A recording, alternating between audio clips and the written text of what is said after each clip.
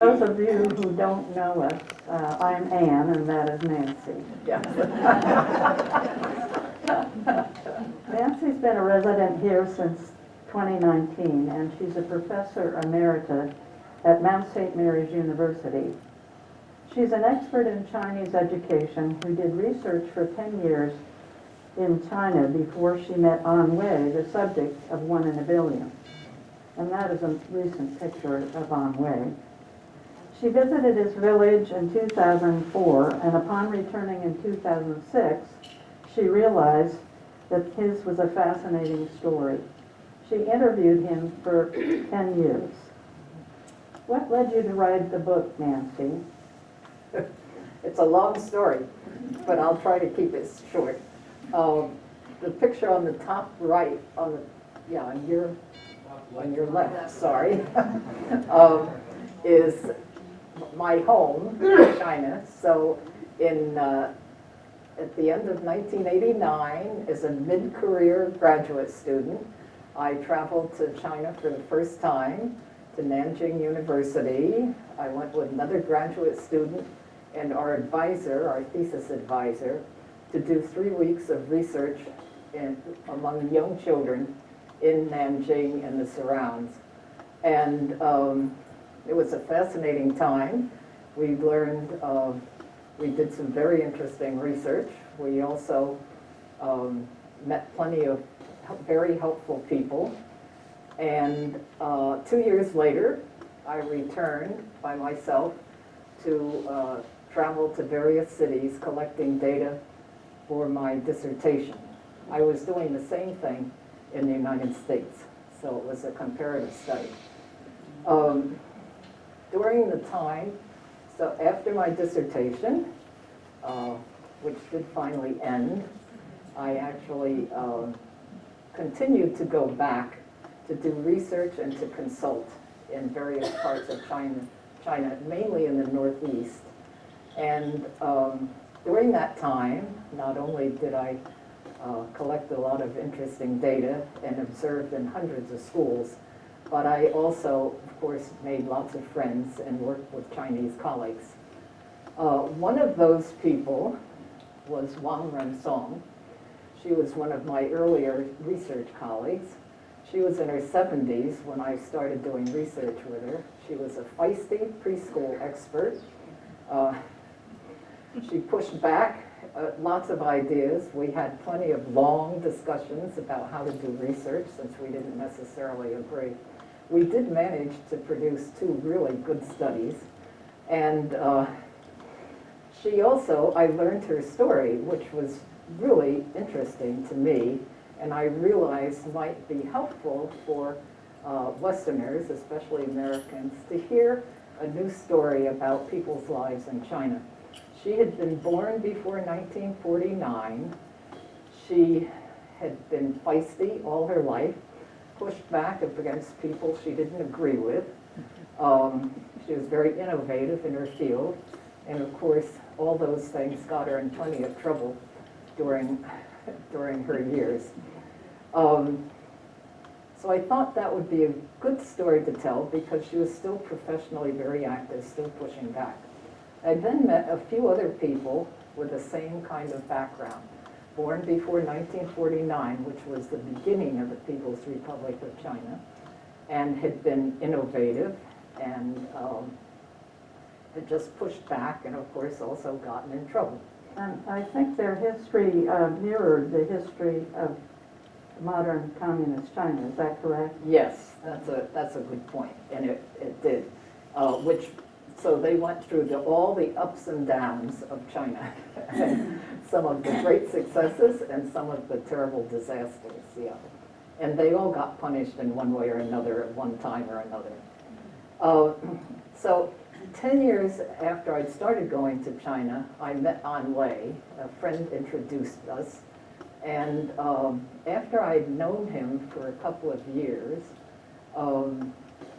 I actually decided his was the story to tell. But let's look at a map first. Okay. So on the top dot, if you can see the red dots, is Beijing, which I'm sure you're familiar with, the current capital of China. It hasn't always been the capital. And then if you go down the east coast halfway, you come to Shanghai, which is another red dot there. Those two are mega cities, culturally very different. They actually speak different dialects. They're competitive in many ways, but also they're very vibrant cities. If you then go west, about 2 hours by fast train, you get to Nanjing, which has another red dot. And that was my Chinese home. So whenever I went to China, I stayed at Nanjing University for a while, and then went to other places also. And then if you keep going west on that map, you come to Xi'an, which is considered the middle of China. And that's where the large terracotta army is. It was actually discovered during Anhui's lifetime and unearthed during his lifetime. So, and then if you go just a little farther west, sort of underneath the X in Xi'an, is the village he grew up on, which is up on the Los Plateau, very dry, a very poor village, and he grew up there. It was, while he grew up, completely illiterate. And then if you go north of there, to the last red dot, you come to Yan'an, which is where the Communist Party's Long March ended when they were escaping from the nationalist Chinese. They spent 10 years there, and it's also where Anhui was sent to a re-education camp during the Cultural Revolution. And he spent about 5 or 6 years there. Can you tell us about his youth and what happened as he was growing up? Well, the first thing that happened when he was about 6 or 7 was the Communist Party won the Civil War. And these are National Geographic pictures of the troops going in, the communist troops going in and taking over Beijing in September 1949. A month later, they declared the People's Republic of China in October 1949, and that was the beginning of this current modern China. So he went to school. One of the things that influenced him, we tend to hear all the negative things that happened, but in fact, there were a number of good things that happened with the communist takeover too.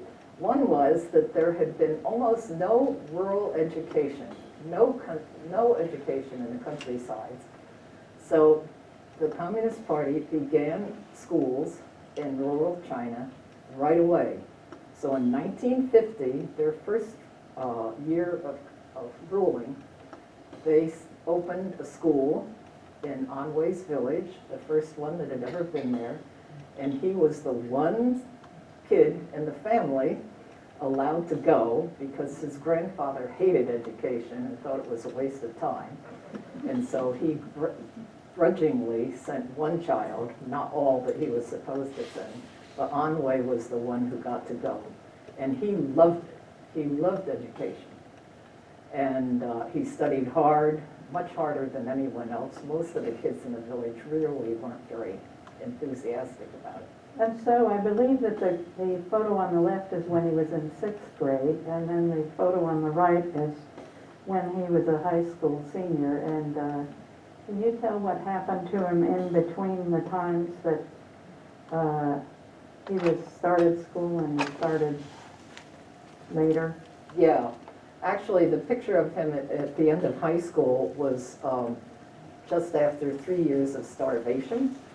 And although he thinks that no one died in his village, certainly thousands of people died throughout China from the famine. And so his last year of high school, They were then down to just very, very watery soup a couple of times a day. And each meal was one steamed bun with, he said, lots of sticks and straw in them. And that was it. And they had starved for 3 years. And he said it was the most awful time of his life. And so there's a picture of the high school cafeteria up there on the left.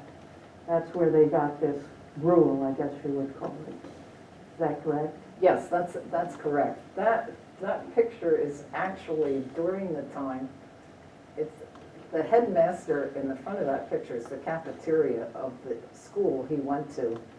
That is the headmaster who was headmaster when he attended. It is not the same year that he went, but he was amazed to find these pictures. And down on the other picture is their work period during the day. They had a regular, hard academic program, but in fact, part of every day was devoted to building things for China. So sometimes they made very simple radios that would be then given to other communities, and sometimes simpler things. But they learned skills, and they also they were working hard. They were very enthusiastic to help build China. And so they were learning skills and also contributing to the country. Uh-huh. So the Great Leap Forward took place from 1958 to 62. What happened to Onway during that time? This was the Great Leap Forward, for those of you who aren't familiar with it, was a 5-year plan. China and some other countries have 5-year economic plans, and they actually end up, there's sort of the plan that they're going to work toward for those 5 years. This one was after the Communist Party had been in power about 10 years, and so they were ready to really push hard. And they had a lot of big projects. The picture on your left is of the probably a reservoir building project, and China didn't have didn't have a lot of vehicles, not huge numbers of building tools or big machines, but they had plenty of people.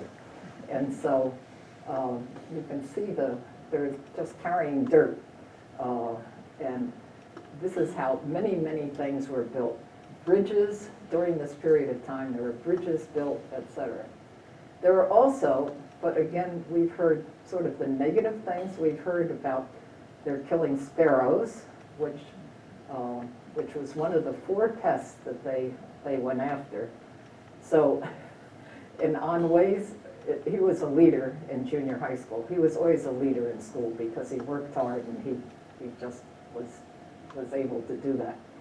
And so they went out in the middle of the night and they banged pots and keep the sparrows from being able to land. So the sparrows had to keep flying, and eventually they just got tired and dropped, and then the kids would go do them in. And so they did get rid of the point of getting rid of the sparrows was they were eating the crops, but in fact they were also eating the insects. And so what happened was, without anything naturally eating the insects, they ended up destroying the insects destroyed the crops, and which was one of the causes probably of the famine. However, there were 4 pests eradicated. The other 3 were very successful. They were flies, mosquitoes, and rats.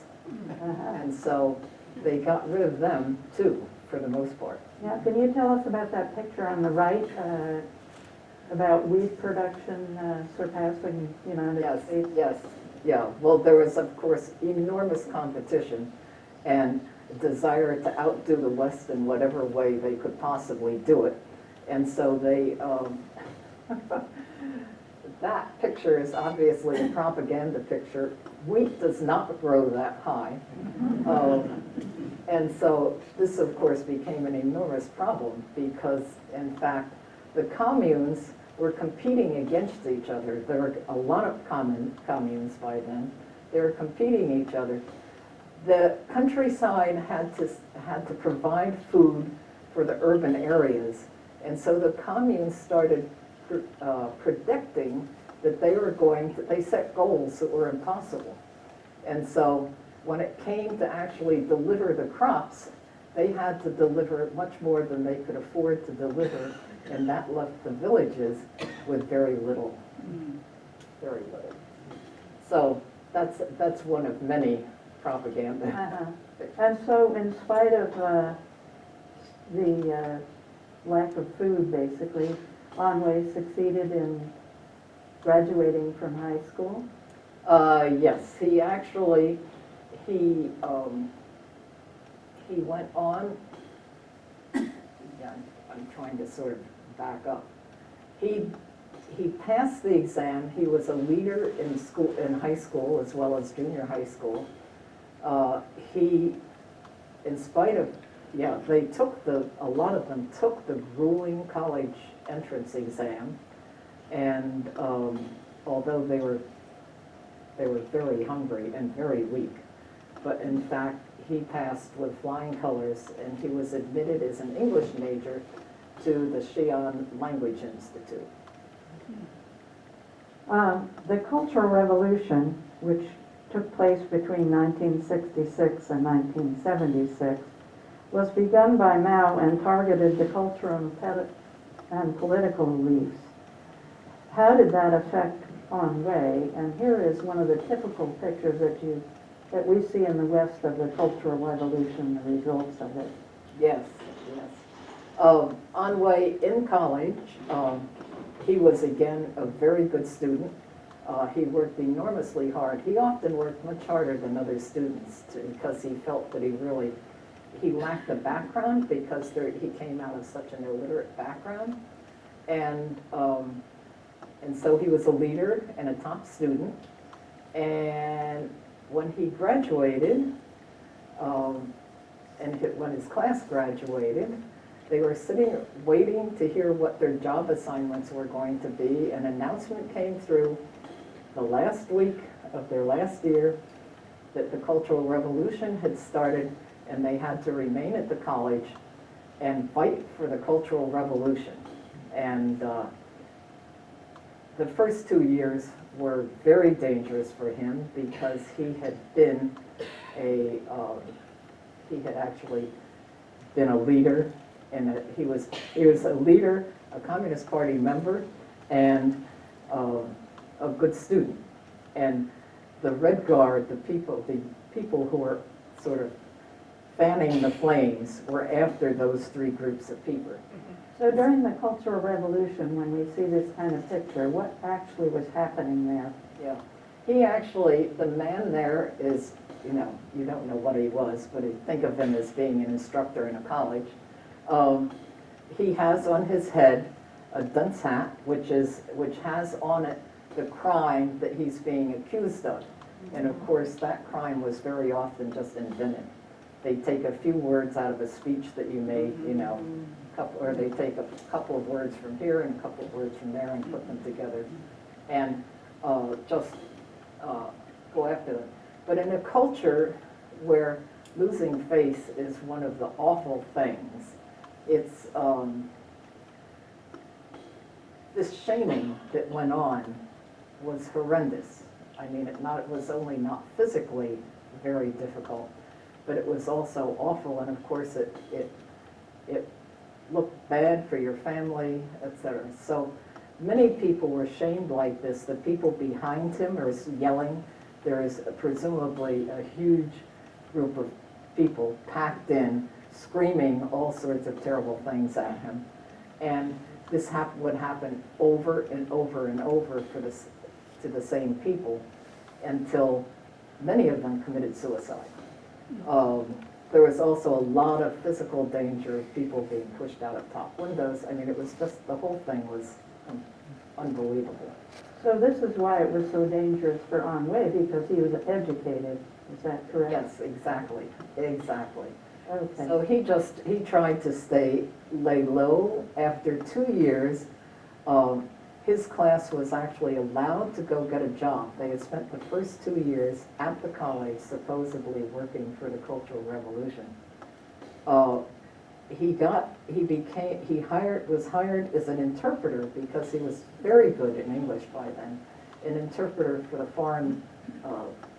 not the Foreign Languages Institute, for the Foreign Affairs Office, which was a big government office in Xi'an.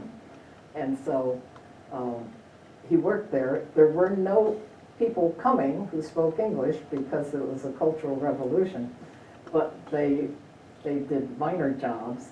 And he got married this is their wedding picture in the Foreign Affairs Office. And Liu Jianhua and he had known each other in college, although you weren't allowed to do any courting of any kind during college.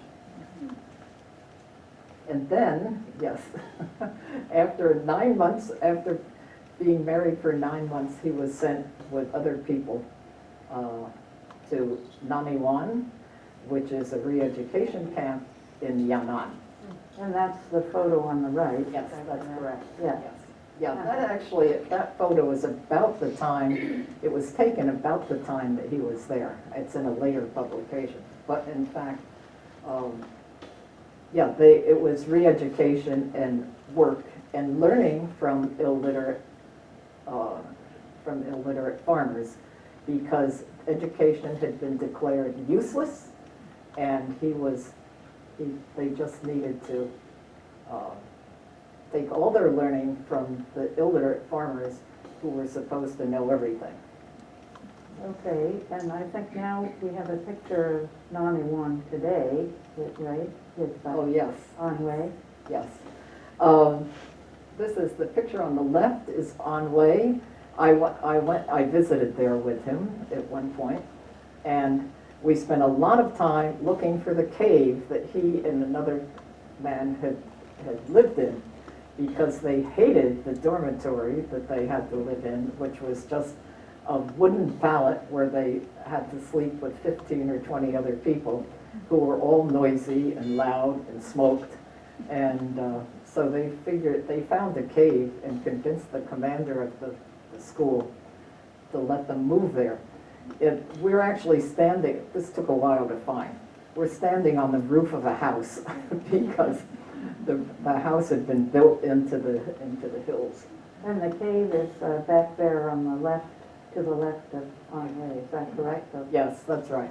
And it didn't have, when they lived there, it didn't have a grating on it. It's being used for grain now. And then on the right, he actually had taken with him a forbidden set of books. They could only take with them the 4 volumes of Mao's and what's called the Little Red Book, which were Mao Zedong's sayings. And so he also took 4 volumes of Mao Zedong's work in English. And so they were forbidden, but he actually managed to outwit the commander and keep them. But in fact, he realized he better be very careful.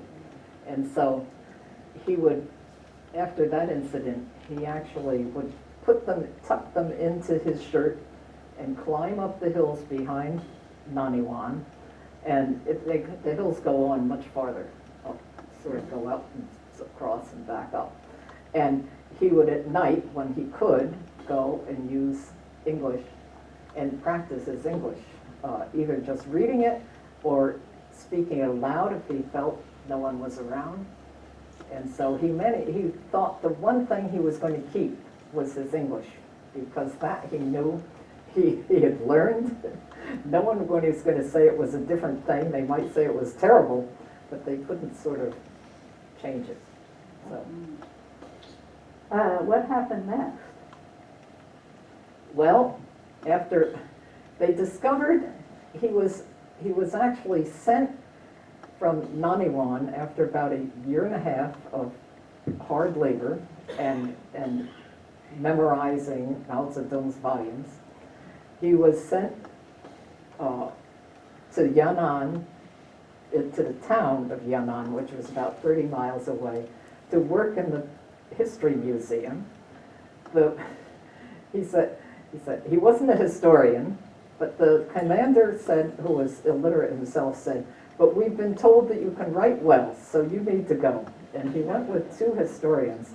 It was a very dangerous thing to be assigned to because there was a history museum in Yan'an, and they were rewriting the history. And if you got it wrong, you were in a lot of trouble. And one week it would be one thing, and one week it would be another. I mean, so it was very iffy. He managed actually to just sort of, he kept saying, you know, I don't know history, I can look up facts. So he figured out how not to do that. But they discovered that he, by mistake, actually, that he spoke English. And so although that was really a forbidden thing to speak, they were desperate for an interpreter for the Foreign Affairs Office of Yan'an. And so they hired him. And he worked there for about, in that office, about 4 or 5 years. And then he was eventually reassigned back down to Xi'an, where he rejoined his wife. And by then they had a kid. And then he was very good. And so starting at age 32, he began interpreting for world leaders. And those world leaders included Henry Kissinger and Jimmy Carter. How did you get him to open up about his life? With difficulty. He, Onway, loved to talk about big ideas. I interviewed him for 10 years. I have gigabytes of data from him. And he would talk about foreign policy, about government structure, about a lot of historical movements. And those were things I needed to know, but I also wanted to know what they wore in the village and what they ate and things that were sort of nitty-gritty, and he really wasn't very interested in telling me that. So I realized that if I took photographs from old National Geographics that I had, that it might help. So I took a lot of photographs of, people wearing different kinds of clothes, of village buildings, of tools, of animals, and just said, is this something that looks familiar to you? So one of the pictures was this one, which is from the National Geographic. It's from a woman in the 1940s, I think. And she actually, he looked at it and said, yes, that's exactly what we wore. He said, we had our summer set of clothes just like that, and then we had a winter set of clothes. And we changed them once a year. And he said, they were, that was all we had. And he said, they were full of lice, and we probably smelled awful, but we didn't know that. So, because everyone smelled the same. So I showed him various other things, and he actually, he really got into it after a while. I showed him a picture of various tools. It took a long time to find a milling stone that looked like something he had used. But in fact, when I showed him a picture of a plow, he said, oh, it was almost like that. And then he got up and sort of stomped around my hotel room where I was interviewing him, showing me how he learned how to use a plow and how hard it is actually to keep the plow head in the ground at the right level while it's being pulled forward by an animal.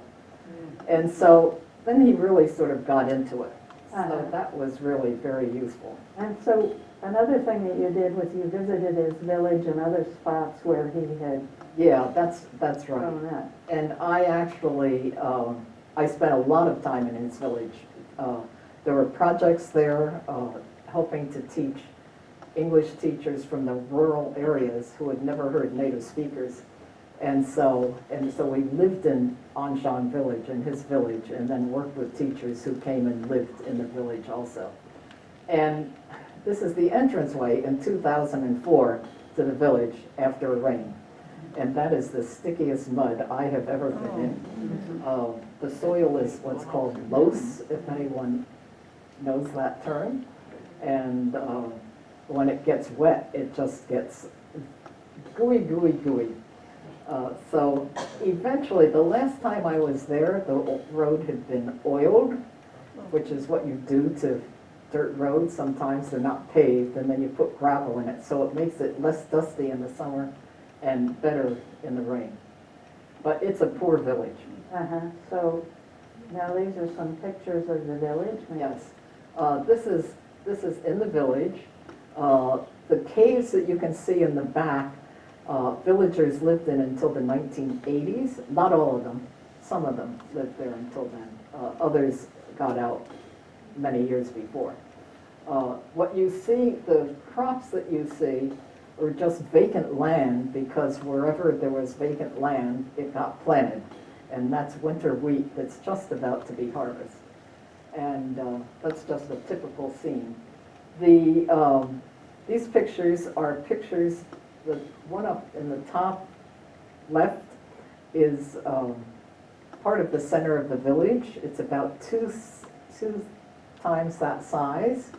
And the woman at the sewing machine always was set up in that area somewhere with her sewing machine, chatting with people as they came by and sort of having just a congenial time. And she was making shoes, which she sold to the villagers, the cloth shoes that actually made it here at some point. We used to have them here. And then the construction, that actually is a house next to Onwae's number 5 brother, where I usually lived.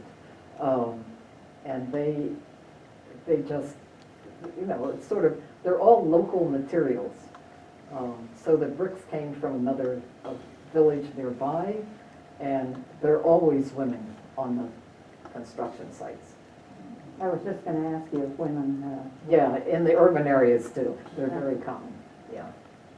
Okay, so you traveled around and went to important places in his life, and you can tell us a little bit about these photographs. Right. One of the places we went was to the village, to Farmer Wong's village, where he had taken Jimmy Carter and his family, because Carter wanted to have a conversation, spend some time with farmers where he could just not be so presidential and have a conversation with them. And so they went to Farmer Wong's village, and that's Farmer Wong in the red shirt, the red vest. And the village was delighted to have a Westerner come, and so they basically replayed part of the weekend that they had for Jimmy Carter. So we went in and we had tea the way the Carters had, etc. And then they also fed us a luncheon, which was the same luncheon that they had made for the Carters. And it looks like a pretty special luncheon there. Yes, well, it was pretty special. I think it was all vegetables, because meat is very scarce, and even now, although not the way it was when Onway grew up. And that's Farmer Wong and me in the middle, and Onway is interpreting. Of course, that's what he did. He interpreted all the time. And you gave gave a couple of lectures at Yan'an University, and this is the sign that welcomed you, right? Yeah, that's actually because Onway had spent basically 5 years in Yan'an. I knew that I needed to get there, and he said, I think I can organize this. So he went to the administrators, and they said,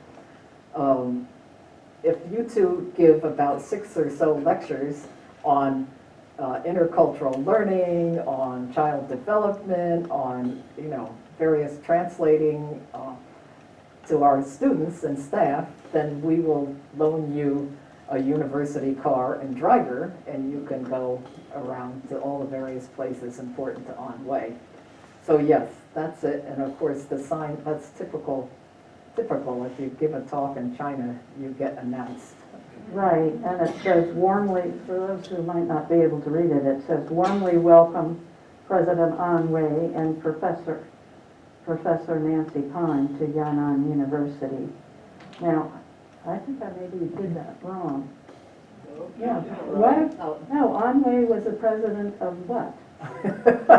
He was the president of a couple of organizations, actually, which he had started long before. One was the Translators Association, and one was called the Sino-American Association, which oversaw a number of projects. And so, you know, if there's a title to be used, that's used. They made him sound very important, which he was. Right. But Yes. the book has three elements. The first and the most important, of course, is the story of Onway. The second gives a historical background to the events that Onway lived through and is denoted by gray text boxes. The third element is your contemporaneous description at the time of the interview, which is denoted by italics. What made you decide to do that? Well, for any of those of you who have written anything, it takes a long time to write a book, or it can. And so draft after draft, I knew rather early that the history had to be pulled to one side because there are going to be people who read the book who would want to read the narrative but didn't want to have to wade through history, which they already knew. And so I wanted to pull it out, but I also knew there were going to be people who read it who really needed the history. And so eventually I pulled it out to one side, and then I worked with a publisher, and we tried to make it so it was separate, but actually not, you know, it was still an integral part of. Right, it was set right into the text at the appropriate places. Okay, and the other part, the italics, which is my voice, a number of people, even up to the end, said that I should include that in the narrative itself, that I should not, that it would be disrupting to pull it to one side. Every time I tried to do that, it didn't work. I kept losing what I wanted to say because I wanted to make sure my voice was there and my experiences. And so eventually I decided, and again I worked with a publisher to make it the italicized part so that it's not disruptive but different. Well, thank you so much, Nancy. This has been very edifying. I thoroughly enjoyed the book, not only because of Onway's story, but just because it gives you valuable insights into what it's like to live in a complicated country where authoritarian rule and corruption are the norm, but how an individual can adapt to those situations and actually come out ahead in the end, which is what Onway did. So thank you so much. And here we have where anybody who's interested would be able to get this book. Okay, and my website is nancypine.com. It just got rebuilt and went up live on last Monday. And on it are 3 buttons, one for Amazon, one for Barnes & Noble, and one for the publisher. And those buttons go right to where you can buy the book. Or you can buy it at Vroman's in Pasadena. They've promised to keep their supply up, and they're the oldest independent bookstore in LA. And so we do try to support them some. Or you can go right to Barnes & Noble or Amazon or any other independent dealer. I mean, it's out there. I also have a newsletter that, in fact, it comes out every other month, and it's not super long. So if you're interested in that, you can just you can leave me a phone message. I mean, my email is in the directory, the Montesine Road directory, or you know, you can catch me in the hallway as long as I have a piece of paper. Okay. Well, thank you again. Right. It's been very